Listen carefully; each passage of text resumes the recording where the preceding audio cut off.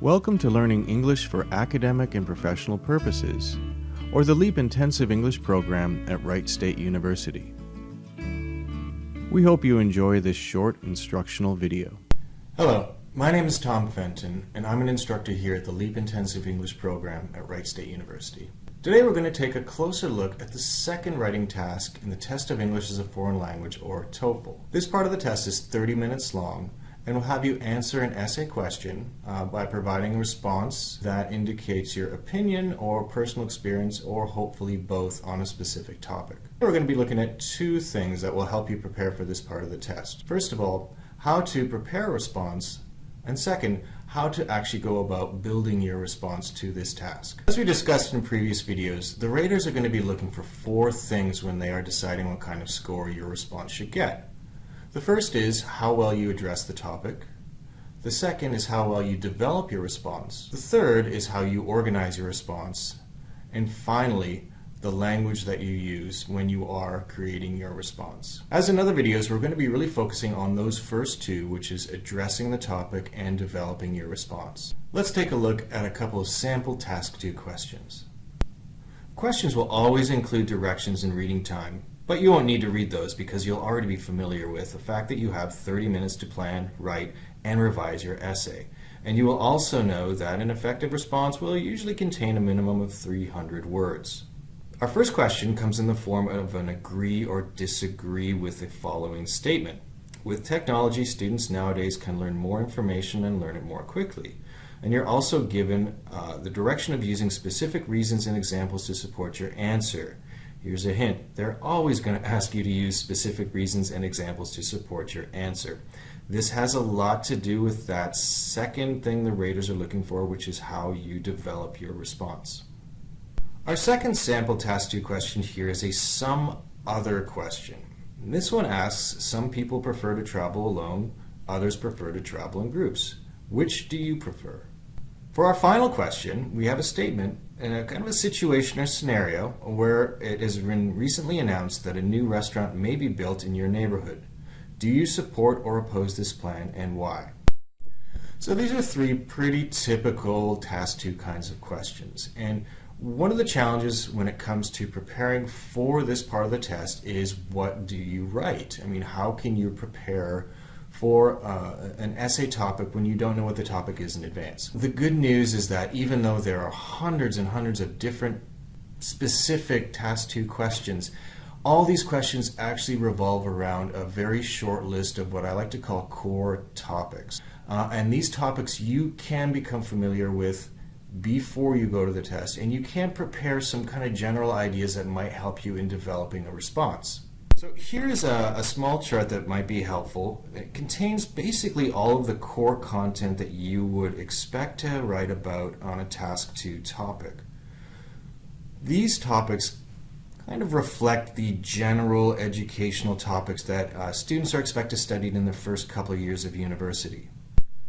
If we look back at our sample questions, we can see the first one has a lot to do with technology and education. The second one appears to be about health and lifestyle, although you can certainly mix in some social and economic issues, and even, as it relates to travel, talk about history and culture. Our last topic appears to be about an economic or a social issue, but again, there might be some health and lifestyle topics that can be related here.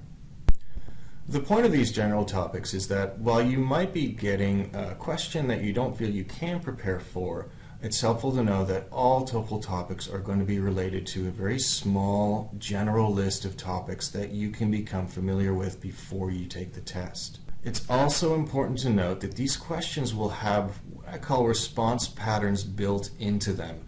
And that's going to definitely give you some idea of what format of essay you might want to use. For example, cause and effect or advantage, disadvantage. But that's a topic for a future video. Building a response. Develop and organize. Don't ad-lib or memorize. And again, develop and organize. Don't ad-lib or memorize. If you're wondering what ad-lib means, definitely look it up. It has a lot to do with just making it up as you go along, and you do not want to do that for sure. You should be organizing an essay before you begin to write. And the best way to do that is with an outline. Think about three big ideas and think about that core content, those really big topics we looked at earlier, and come up with three really big ideas that you think you can use to develop your essay or support your idea. Then, under each of these three big ideas, you can list the reasons and examples that you will need to develop your response. We're going to take a look at the third sample question for today, and this is the one about the announcement of a new restaurant. Now, I've chosen to support this plan, and I'm going to draw my reasons right from that core topic wheel that we looked at earlier. And the first outline point I'm going to put is economic. I'm also going to put, for my second big idea, lifestyle. And I'm going to add social in there too, because I think I can connect those together pretty easily. And the final point I'm going to put is culture. So I've got three big ideas, and now I need to go in and get those reasons and examples that are so important to getting a good response development score with those raters. For economic, I can think of ideas such as supporting the community, creating jobs, and even supporting other businesses, as it will bring people into the community who want to spend money. For lifestyle and social, I can think of some supporting points about allowing families a break from cooking, and also serving as a meeting place for people to get together. Finally, for culture, I'm imagining maybe this new restaurant might have some ethnic cuisine, which is some food from other places in the world, and they might be serving traditional foods from different areas. It could also be a place where music is played and having different events. So keeping in mind what the raters are looking for, that you need to address the topic and develop your response, hopefully this video has shown you how you can take these kind of big ideas, these core topics, and use them to plan and outline a good response. I hope the information in this video has been useful to you, and good luck in your preparation for the TOEFL. I hope to see you soon. We hope you have enjoyed this short instructional video. For more information on the LEAP Intensive English program, check out the links in the description. You can visit our website, check us out on social media, or email us at leapadmissions@right.edu.